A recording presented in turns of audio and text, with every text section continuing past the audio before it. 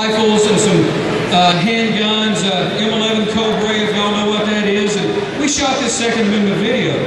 Now, I'm 43 years old, and my mother looked at this video and she goes, "Oh my goodness, Howard." She goes, "I think people may take that the wrong way." And I was telling this story to Mr. Pratt, and he just very matter-of-factly, he said, "I'll guarantee you that all of those guns combined killed less people than Ted Kennedy's car."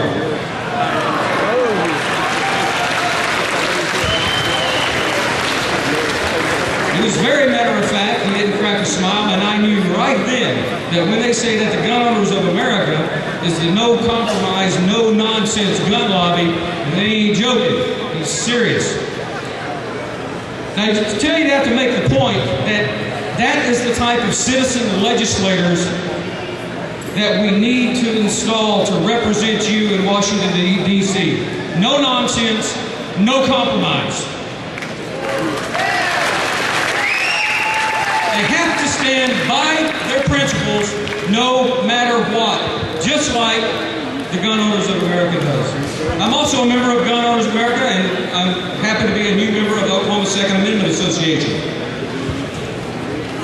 A lot of times I have to follow Randy Brogdon over in District 2 when he comes to speak, and it's always easy for me to follow Randy because his view of the Second Amendment and state sovereignty, and we see eye to eye on that. And I think it would be really neat, and Nathan Dahm spoke about this earlier, it would be really neat to have someone in Washington that really wants to work for true state sovereignty and have government function the way it was intended to function.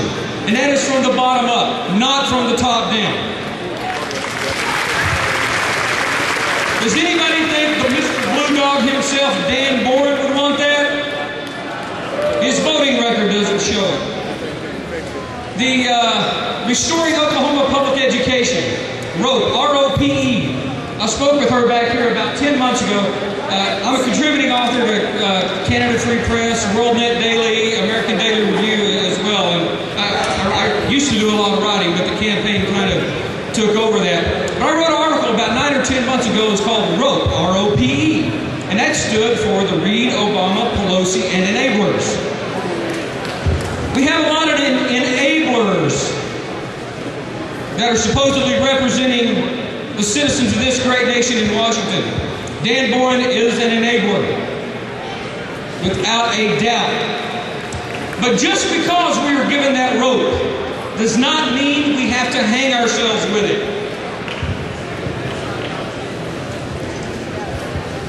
Ladies and gentlemen, one thing that you will not hear Dan Boren talk about, as a matter of fact, the very first time I ever heard Mitt Romney use the words constitutional and conservatism together in the same sentence was at CPAC here recently in February. I attended that. And it's through efforts like this and the pressure that the citizens are putting on the legislators in Washington that made Mitt Romney use the word constitutional conservatism together. He would have never done that had it not been for people like you. When you take people that truly believe that our founding documents that were inspired by our Creator, and our Creator gave us those unalienable rights, those founding principles that birthed, molded, and defined our American character. We need citizen legislators that hold that in their heart, that truly believe that in their soul. And ladies and gentlemen, that American character is what makes America great. It's what tells us and what makes us understand what American exceptionalism is. American exceptionalism is not that we are better than anybody else. It is that we are truly exceptional. We are different. We get our rights from our Creator, not from government. Those are fundamental philosophical differences between most every one of us here and those legislators that supposedly represent us. I looked around and you see a lot of young children here, younger kids. And what we are doing now, you have to be realistic about this. It's not for me, 43, 25. There's something innate in human nature. Throughout the history of civilized man, we have strove to make something better for future generations. That's the way it always is. We've stumbled in that respect. In order for the continuation of the greatness of America, the greatest nation God ever blessed, we have to make this country better. For that young man right there, for this young lady over here. And we're not doing that by forcing over $40,000 in bills before they're even born on them. They're part of the national debt. No, we can't do that. It's time for sanity and common sense.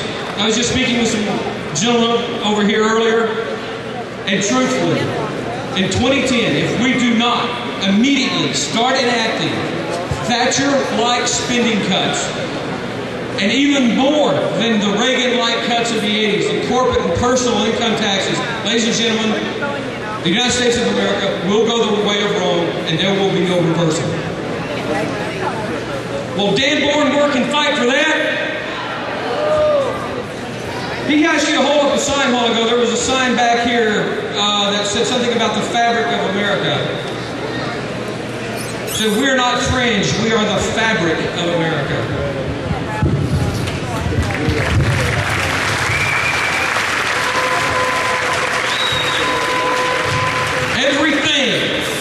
Everything that this administration and those enablers have done since this ruling regime came into power has been designed to tear at the fabric of the greatest nation God ever blessed, and I will not stand for that.